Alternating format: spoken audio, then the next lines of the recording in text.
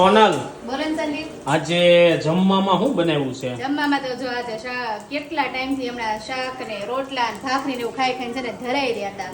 એટલે આજે ગરમી છે ને તોય એમ છે ને બહારનું ચટપટું ખાવાનું મન થયું હતું. એટલે એટલા માટે જો આપણે બનાવી નાખી છે શું રગડા બનાવ્યું છે? પેટીસ.